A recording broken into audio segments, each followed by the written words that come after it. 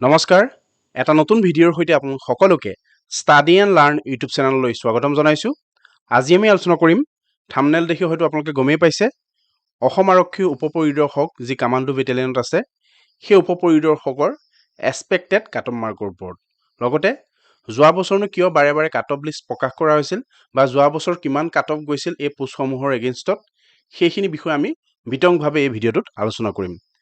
যিসকল আসাম পুলিচৰ AB candidate আছে সেইসকলৰ বাবে খুব গুৰুত্বপূৰ্ণ এটা ভিডিঅ' হ'বলৈ গৈ আছে। আপোনালোকে প্ৰথমৰ পৰা শেষলৈকে ভিডিঅ'টো চাব। এই ভিডিঅ'টোৰ পৰা আপোনালোক নিশ্চয় উপকৃত হ'ব। তেন্তে পলম নকৰি আজি ভিডিঅ'টো আমাৰ আৰম্ভ কৰা হওক। ফাৰ্ষ্ট আমি চাম অসম আৰক্ষীৰ যি উপপৰিদৰ্শকৰ পোষ্ট আছে কামাণ্ডো বেটেলিয়নত এই পোষ্টসমূহ পোনপ্ৰথমবাৰৰ বাবে অসমত মুকলি কৰি দিয়া হৈছিল 2021 চনত আৰু 320টা পোষ্ট মুকলি কৰি দিয়া হৈছিল। এই পোষ্টসমূহৰ এগেইনষ্টত পৰীক্ষা বা এক্সাম অনুষ্ঠিত কৰিছিল 2022 চনত আৰু এই এক্সামৰ ফলাফল ঘোষণা কৰিছিল 2022 চনতে। আমি প্ৰথমতে চাই ল'ম এই পোষ্টসমূহৰ এগেইনষ্টত যেতিয়া এক্সাম পাতিছিল বা ৰিজাল্ট ঘোষণা কৰিছিল কাট অফ কিমান গৈছিল। এইখন হৈছে official cut off list ABSI যাক আমি কামাণ্ডো SI বুলি কওঁ। সেই কামাণ্ডো SI এবিৰ first cut off list. First বুলি কিয় ক'লো মই আপোনালোকক সেই বিষয়ে জনাম। আমি প্ৰথমতে কাট অফ লিষ্টখননো কেনেকৈ গৈছিল চাই লওঁ আহক। প্ৰথমতে চাম UR অৰ্থাৎ আনৰিজাৰ্ভৰ ক্ষেত্ৰত কিমান গৈছিল ABSI কাট অফ চাই ল'ম আমি।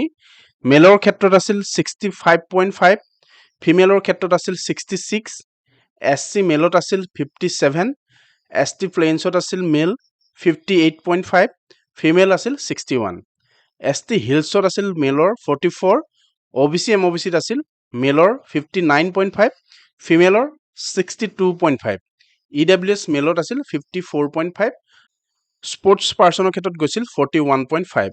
খুব কম গৈছিল স্পৰ্টছ পাৰ্চনৰ ক্ষেত্ৰত 41.5। স্পৰ্টছ পাৰ্চনৰ বিষয়ে মই আগৰ ভিডিঅ'টোত ভালদৰে ডিছকাছ কৰিছিলোঁ। আপোনালোকে তাতে কিছুমান স্পেচিফিক স্পৰ্টছ দিয়া হৈছে। সেই স্পৰ্টছকেইটা যদি আপোনালোকে খেলে বা সেই স্পৰ্টছৰ যদি আপোনালোকৰ চাৰ্টিফিকেট আছে তেতিয়াহ'লে আপোনালোক এই কেটেগৰীটোত অন্তৰ্ভুক্ত হৈ যাব। আপোনালোকে সেই ভিডিঅ'টো চাই ল'ব। মই ডেছক্ৰিপশ্যনত লিংক দিছোঁ। তাতে মই গোটেই স্পৰ্টছখিনি উল্লেখ কৰিছোঁ যে কি স্পৰ্টছ খেলিলে আপোনালোকে এই কেটেগৰীটোত অন্তৰ্ভুক্ত হ'ব পাৰিব। ইয়াতে 0.5টো কিয় হৈছে হয়তো আপোনালোকে সকলোৱে গম পাইছে। যাৰ এটা কুৱেশ্যন ভুল হয় 0.5 মাইনাছ হৈ যায়, সেইবাবে ইয়াতে 0.5 গীতা আহি গৈছে। এতিয়া আহি গ'ল মূল কথা যে মই এই কাট অফ লিষ্টখন প্ৰথমতে কৈছিলোঁ এখন ফাৰ্ষ্ট কাট অফ লিষ্ট আছিল ABSI ক্ষেত্ৰত। কিয় কৈছিলোঁ ফাৰ্ষ্ট বুলি? কাৰণ ছেকেণ্ড আকৌ কাট অফ লিষ্ট এখন প্ৰকাশ কৰিছিল। সেইখিনি কথা মই আপোনালোকৰ লগত ডিছকাছ কৰিম। আপোনালোকে খুব মন দি কথাটো শুনিব। মই প্ৰথমতেই কৈছোঁ বা আগৰ ভিডিঅ'ত কৈছোঁ ABSI আৰু UBSI এক্সাম এটাই হয়।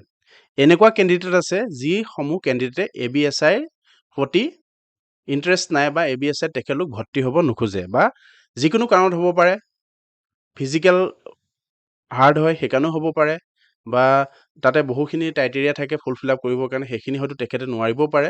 তেনেকুৱা কিছু বহু কথাৰ বাবে এনেকুৱা কেণ্ডিডেট আছে যিখিনি কেণ্ডিডেট আমাৰ UBSIত যাব বিচাৰে কিন্তু ABSIত তেখেতলোকে অন্তৰ্ভুক্ত হ'ব নিবিচাৰে। কিন্তু তেখেতলোকে পৰীক্ষাটোত বহে কাৰণ এইটোৱে সেই ক্ষেত্ৰত তেখেতলোকৰো দুখ নাই কাৰণ ABSI আৰু UBSI যি পদসমূহ আছে সেই পদসমূহৰ লিখিত এক্সাম একেটাই হয়। আৰু এনেকুৱা হৈ যায় UBSI যিসকল কেণ্ডিডেটে ৰিটেন এক্সাম কোৱালিফাই কৰিব নোৱাৰে তেখেতলোক ABSI ক্ষেত্ৰত আহি যায়, যাৰ মাৰ্ক ইয়াৰ আণ্ডাৰত সোমাই যায় বা 65 পালে তেখেতলোক ABSI ক্ষেত্ৰত অন্তৰ্ভুক্ত হৈ যায়। সেইটো ক্ষেত্ৰত তেখেতলোকৰ দুখ নাই কিন্তু এটা পোষ্ট তেখেতে ব্লক কৰি ৰাখি দিয়ে। এনেকুৱা হৈছিল যোৱাবাৰ ইণ্টাৰভিউ দিবলৈ যেতিয়া আমি গৈছিলোঁ, যোৱাবাৰ 320 পোষ্ট আছিলে। 320ক যদি আমি 5ৰে ইনটু কৰি দিওঁ তেতিয়া হ'ব 1600। 1600 কেণ্ডিডেট ৰিটেনৰ পৰা ফিজিকেললৈ মাতিছিল। প্ৰথম যেতিয়া 1600 এইখন কাট অফ লিষ্টৰ এগেইনষ্টত 1600 কেণ্ডিডেট ফিজিকেলৰ কাৰণে মাতিলে তাতে পাৰ ডে 300কে এদিনত 300কে ষ্টুডেণ্ট বা কেণ্ডিডেট ফিজিকেলৰ কাৰণে মাতিছিল। তাতে আমি দেখা পাইছিলোঁ, মই যিহেতু ফাৰ্ষ্ট ডেতে মানে তাতে উপস্থিত আছিলোঁ আৰু মই তাতে দেখা পাইছিলোঁ যে 300জন ষ্টুডেণ্টৰ ভিতৰত প্ৰায় 150ৰ পৰা 200জনহে তাত উপস্থিত আছিল। প্ৰায় 50% উপস্থিত আছিল, 50% তাতে উপস্থিত নাছিল।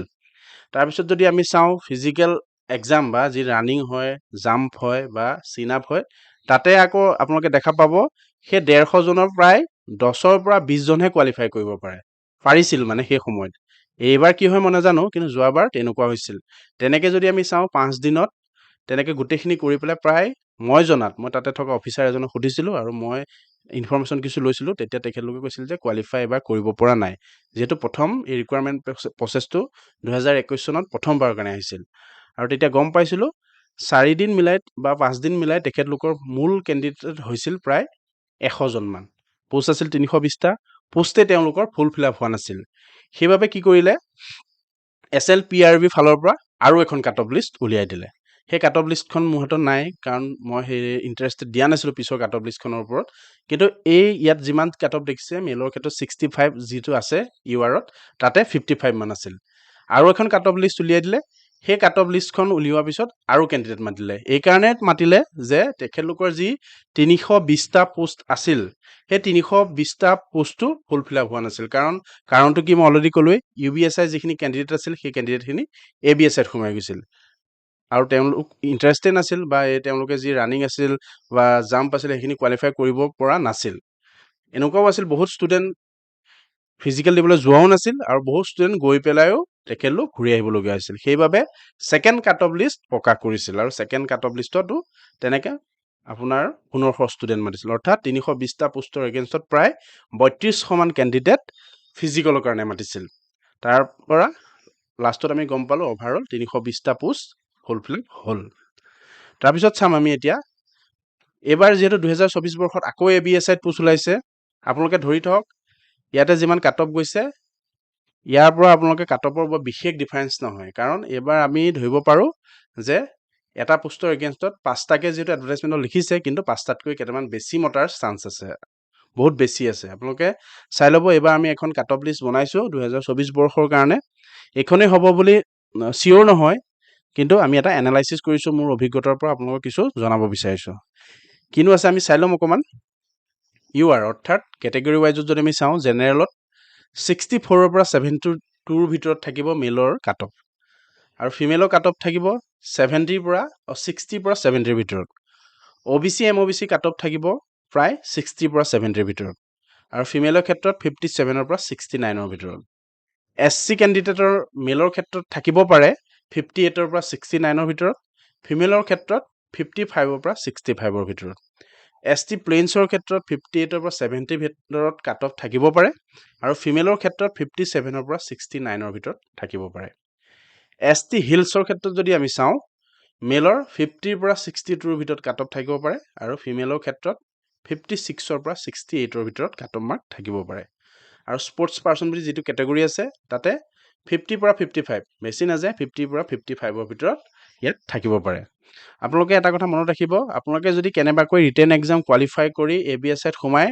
আৰু আপোনালোক এনেকুৱা কেণ্ডিডেট যদি মোৰ ফ্ৰেণ্ড লিষ্টত আছে যিয়ে দৌৰা প্ৰেক্টিছ কৰি আছে 4.8 কিলোমিটাৰ দৌৰা প্ৰেক্টিছ কৰি আছে তেওঁলোক চিয়'ৰ হৈ থাকক আপোনালোকে চাকৰি পোৱাটো কনফাৰ্ম খালি আপোনালোকে ৰিটেন এক্সামটো কোৱালিফাই হ'লেই হ'ল তাতে একো কম্পিটিশ্যন নাথাকে ফিজিকেলত যদি আপোনালোকে 4.8 কিলোমিটাৰ 20 মিনিটত কমপ্লিট কৰিব পৰা ষ্টুডেণ্টে জাম্পটো মাৰিব পাৰিবই চিন আপ মাৰিব পাৰিবই আৰু চাকৰিটো তেখেতলোকৰ ফাইনেল কিন্তু UBSI ক্ষেত্ৰত তেনে নহয় UBSIত যথেষ্ট ফিজিকেলটো অলপ চেলেঞ্জিং হৈ যায় কাৰণ তাতে বহুখিনি ষ্টুডেণ্টে 1600 মিটাৰ দৌৰিব পাৰেই আৰু ইয়াতে কিন্তু বহুখিনি ষ্টুডেণ্টে 4.8 কিলোমিটাৰ দৌৰাটো ইমান সহজ নহয় 20 মিনিটত তাতে গৈ বহুতে ফেল মাৰি দিয়েগে এইখিনিয়ে আছিল আজিৰ ইনফৰমেশ্যন ধন্যবাদ ইমানলৈকে আপোনালোকে আমাৰ ভিডিঅ'টো চোৱাৰ বাবে আপোনালোক সকলোকে অশেষ ধন্যবাদ থাকিল আগন্তুক দিনত আমাৰ গুৰুত্বপূৰ্ণ ভিডিঅ'বোৰ পাবৰ বাবে আমাৰ চেনেলটো ছাবস্ক্ৰাইব কৰি ৰাখিব আৰু আজিৰ ভিডিঅ'টোৰ পৰা যদি আপোনালোকৰ অকণমান হ'লেও সহায় হৈছে বুলি ভাবিছে বা উপকৃত হৈছোঁ বুলি ভাবিছে লগৰ বন্ধু বান্ধৱীৰ লগত ভিডিঅ'টো